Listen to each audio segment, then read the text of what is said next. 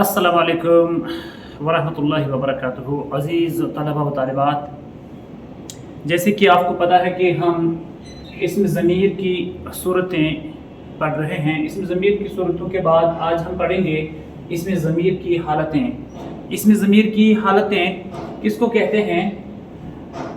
इसमें ज़मीर की हालतें यानी ज़मीर हम फ़ाइली, मफ़ऊली या इज़ाफ़ी सूरत में किस तरह कब इस्तेमाल करते हैं। इसमें हम पढ़ रहे हैं कि जो ज़मीर फ़ाइली हैं, ज़मीर फ़ाइली को हम यानी नॉमिनेटिव केस में किस तरह ज़मीर को इस्तेमाल करते हैं। इसमें जब कोई ज़मीर अपने फ़ाइल की बजाय इस्तेमाल होती है तो उसे ज़मीर की हालत फ़ाइली कहते हैं। ज़मीर की हालत फ़ाइली अगर हम कहेंगे ज़मीर की हालत फ़ाइली यानी जब ज़मीर अपनी फ़ाइल की बजाय यानी जब जिस जुमले में जो जुमले फ़ैलिया होता है, जब उसमें फ़ाइल यानी काम करने वाला उसकी बजाय कोई चीज़ या उसके बजाय जो ज़मीर इस्तेमाल होता है उसको ज़मीर की फ़ाइली सूरत कहते हैं। ज़मीर की जो फ़ाइली सूरत है इसमें हमने कहा जुमले के तौर पर अगर हम देखेंगे अहमद बहुत ज़हीन लड़का है। अहमद क्या है? ज़हीन लड़का है। फिर उसके बाद अगले हिस्से में कहते हैं हम उसने स्कूल में इनाम हासिल किया। किसने इनाम हासिल किया? उसने। उस किसकी जगह हमने इस्तेमाल किया है? अहमद ने स्कूल में इनाम हासिल किया है। हम कहते हैं अहमद ने स्कूल में इनाम हासिल किया है। तो इस तरह से हसन बहुत ही नेक इंसान है, वो बड़ों की इज्जत करता है। हसन क्या है? हसन बहुत ही नेक इंसान है। ये इसमें वो बड़ों की इज्जत करता है। वो कौन? हसन क्या करता है? बड़ों की इज्जत करता है। इसी तरह एक और जुमले में मैं रोज स्कूल जाता हूँ, इसमें मैंने अपने बारे में कहा है कि मैं रोज स्कूल जाता हूँ। अब जो ज़मीर फ़ाइल है इसकी कौन कौन सी सूरत है, कब किस तरह क्या इस्तेमाल होता है? ज़मीर गायब में वो, उस, या ये होता है ज़मीर गायब ज़मीर वाहिद में या ज़मीर गायब जमा में वो, उन, उन्हों। ज़मीर हाजिर में तू, तुम या आप इस्तेमाल होता है और ज़मीर मुतकल्लम में मैं और हम इस्तेमाल होता है। तो इस तरह से हमने ये समझने की कोशिश की कि जो ये वो हालत होती है जब ज़मीर अपने फ़ाइल की बजाय इस्तेमाल होती है। तो अब हम पढ़ेंगे ज़मीर मफ़ऊली।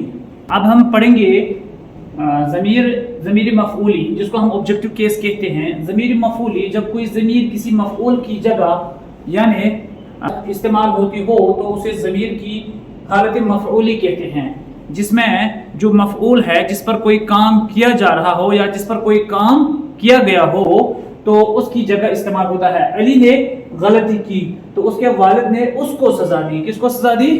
अली को सज़ा दी। यहाँ पर उसको सज़ा दी, ये यहाँ पर ज़मीर मफ़ऊली है।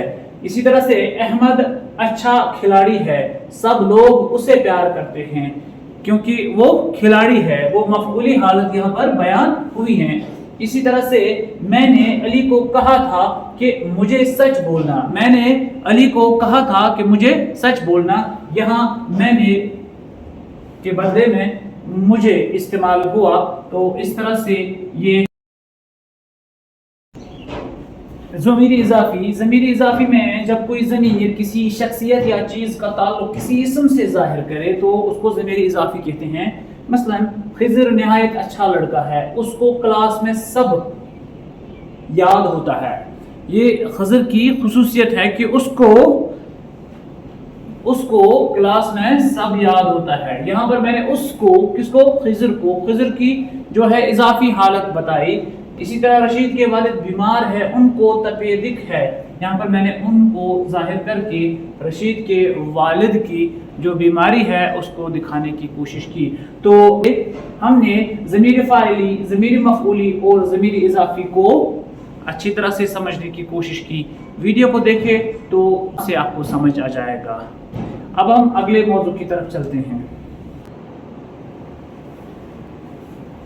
अब हम पढ़ेंगे इसमें इशारा। क्योंकि इसमें मारिफा में हमने इसमें अलम को पढ़ा, इसमें ज़मीर को पढ़ा और अब हम पढ़ रहे हैं इसमें इशारा। इसमें इशारा कहते हैं हम डिमॉन्स्ट्रेटिव प्रोनाउन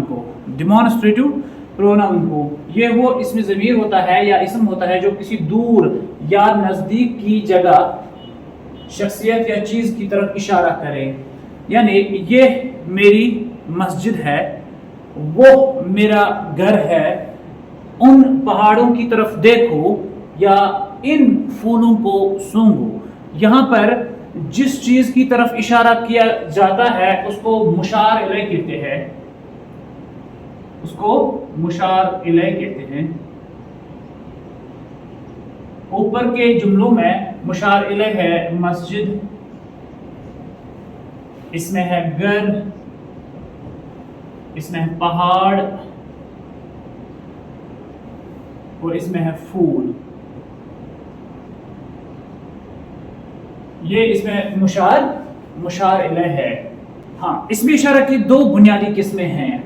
इसमें इशारा की दो बुनियादी किस्में हैं।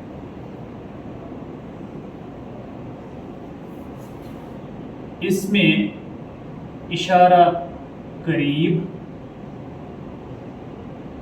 और इसमें इशारा बईद। डेमोन्स्ट्रेटिव प्रोनाउन में इसमें इशारा के दो किस्में हैं। पहला है इसमें इशारा करीब, जब हम करीब की चीज़ों की तरफ इशारा करें, ये मेरा बैग है, ये मेरा घर है, ये मेरा स्कूल है, ये मेरी मस्जिद है, या इन फूलों की तरफ देखो, इन घरों की तरफ देखो, इन बच्चों की तरफ देखो, तो इस तरह से जो ये और इन इस्तेमाल होता है तो इसको हम इसमें इशारा करीब कहते हैं। जब हम दूर की चीज़ों की तरफ इशारा करें तो उसको हम इसमें इशारा बईद कहते हैं। इसमें इशारा बईद में हम उन घरों की तरफ देखो, उन पेड़ों की तरफ देखो, उन पहाड़ों की तरफ देखो, या वो मेरा घर है, वो मेरा स्कूल है, वो मेरी मस्जिद है, वो मेरा गांव है, वो मेरा शहर है, वगैरह वगैरह। इस तरह से ये यहाँ पर इसमें इशारा करीब में नज़दीक की चीज़ों की तरफ इशारा होता है और इसमें इशारा बईद में दूर की चीज़ों की तरफ इशारा होता है। अब ये इसमें मौसूल या इसमें मौसूल में क्या होता है, इसको हम रिलेटिव प्रोनाउन भी कहते हैं या कलेक्टिव प्रोनाउन भी कहते हैं। रिलेटिव प्रोनाउन में वो इसमें तमाम की जब तक इसके साथ कुछ और कलिमात न मिलाए जाएं तब तक इसका मफहूम वाज़िह नहीं होता है। यानी ये जुमला करीब करीब दो हिस्सों में तकसीम होता है।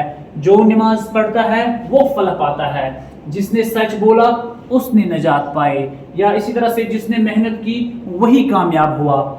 जो जैसा करोगे वैसा भरोगे। जो इसमें मौसूल जो, जिसने, जैसा, इसके बाद आता है जैसा, इसके बाद में वैसा, जिसने, इसके बाद आता है वही, जिसने सच बोला उसने नजात पाई। जो नमाज पढ़ता है वो फलाह पाता है। तो जो ज़मीर मौसूल होता है ये दो हिस्सों में होता है। इसकी जो अहम नुकात, हिस्से को हम हिस्से सिल्ला कहते हैं, यानी कि ये हिस्सा जो इसमें आता है, ये है हिस्से सिल्ला, और ये जो आता है ये है तकमील सिल्ला। तो इस तरह से हर जुमले में हिस्से सिल्ला है। जिसने सच बोला, यानी जो सच बोलता है वो उसने नजात पाई, जिसने मेहनत की वही कामयाब हुआ, जैसा करोगे वैसा भरोगे, जो नमाज पढ़ता है वो फलाह पाता है। तो इस जुमले के करीब करीब हर जगह पर दो हिस्से होते हैं, जिसमें एक हिस्सा होता है उसको हम हिस्से सिल्ला कहते हैं, और दूसरा जो होता है वो है तकमील सिल्ला, यानी जो सिल्ला हासिल करना है, जिसको कामयाब होना है, उसको मेहनत करनी है। तो हिस्से सिल्ला में हम मेहनत लिखते हैं और क्या करना है और क्या हासिल होता है वो हम तकमील सिल्ला में कहते हैं। इसी तरह जो उर्दू के अस्माए मौसूल है वो इस तरह से है, जो कुछ, जैसे, जितनी, जिसने, का, जिनको, हैं,